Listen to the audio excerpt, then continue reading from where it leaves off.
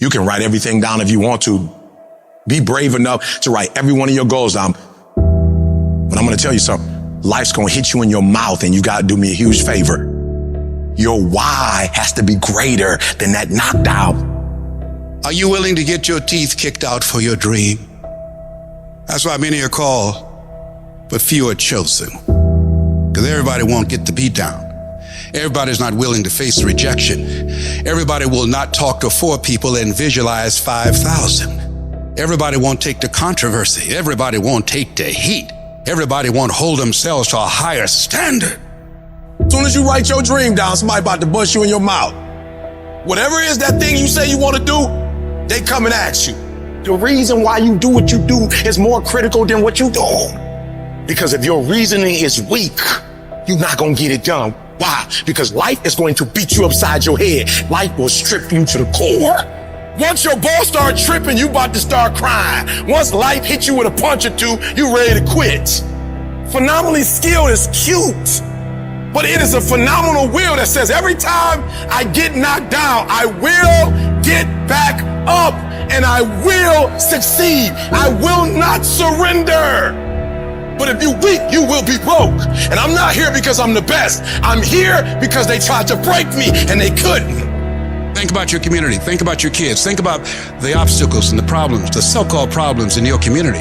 Think about them. Osborne said, in life, you will always be faced with a series of God-ordained opportunities brilliantly disguised as problems and challenges.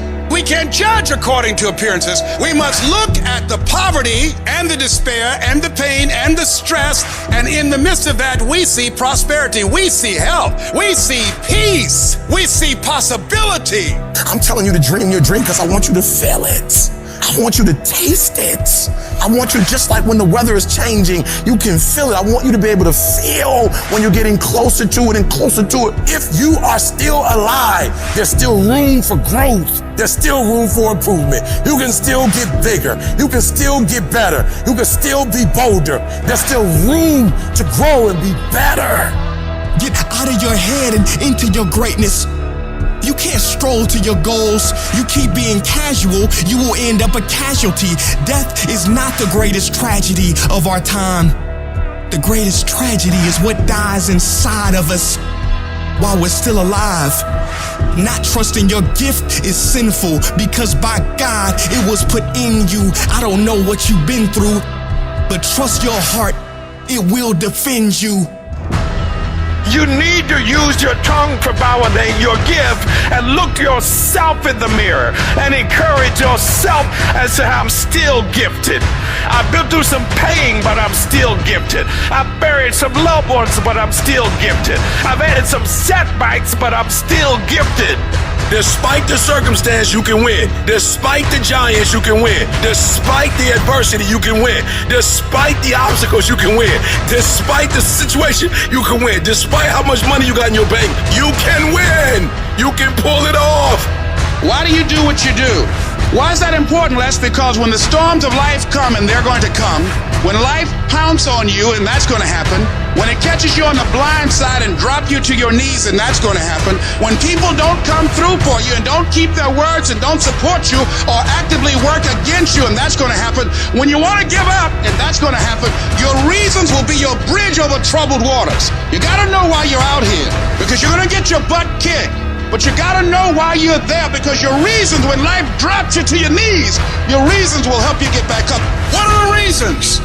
Write down why you're here. Write down 5 compelling reasons of why you're gonna keep your commitment to change your life. Keep your commitment never to go back to the life that you once lived. Keep your commitment to creating wealth for yourself, to taking care of your children, to be more responsible. Keep your commitment to live a life of contribution, to keep your commitment to be a conqueror, and to act like it, and to have authority and dominion of everything in your life. What are those reasons? If life knocked you down, try and land on your back, because if you can look up, you can get up. Your reasons will help you to get back up again. What's that thing that's gonna pump you up and get you over that hill? What's gonna pump you up and get you over that mountain? What's gonna pump you up and get you past that disease? What's gonna pump you up and get you past bankruptcy? What's gonna pump you up and get you past that crazy credit score you got? What's gonna pump you up and get you to the other doggone side? I'm talking about hope. You gotta be able to see it when it cannot be seen. You gotta see it in your mind's eye. You have to see it happening. You have to see yourself writing the book before the book is finished. You gotta see it. You have to see yourself graduating even though the teachers are telling you that it's not going to happen. Even though you got the letter saying you getting kicked out of school, that you're on academic probation, that you're dismissed. Hope, you have to believe in the unseen. Because if you can't believe in it, you will never manifest it. But when you believe in it, you demand the universe to assist you in what you're doing. And if you can see it before everybody else can see it, then it's going to eventually come to you.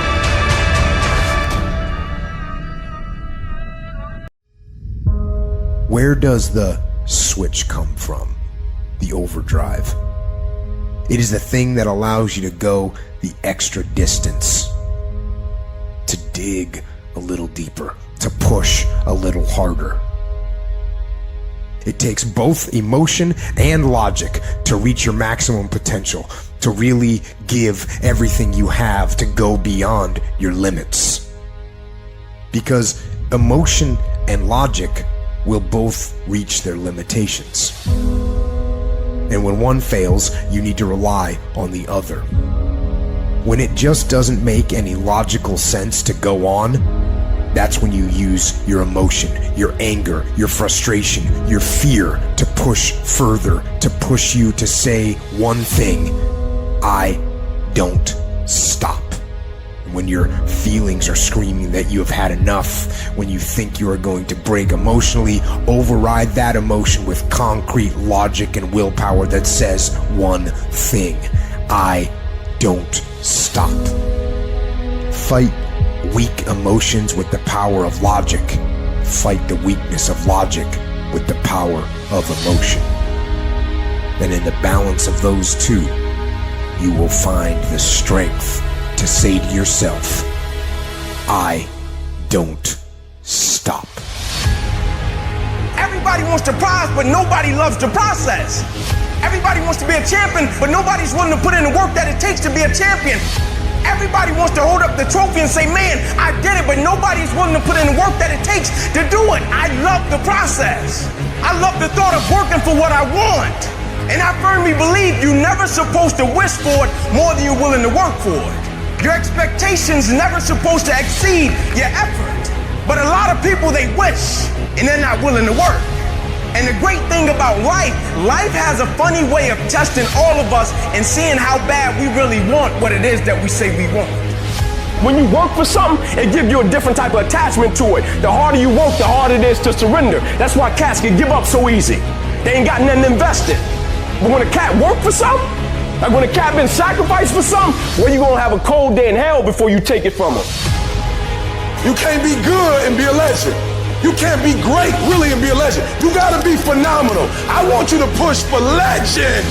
It is the process of the grind that shapes you and forms you. It's not the game. You think you become a champion on the field? You don't. You become a champion when ain't nobody watching you. You're doing your own drills and your own way. You're doing what coach tell you to do, and you're doing your own stuff. You become a champion in the dark when ain't nobody looking. You don't become no champion when you put no doggone helmet on. You become a champion the way you eat. You become a champion the way you think. You become a champion in your grind.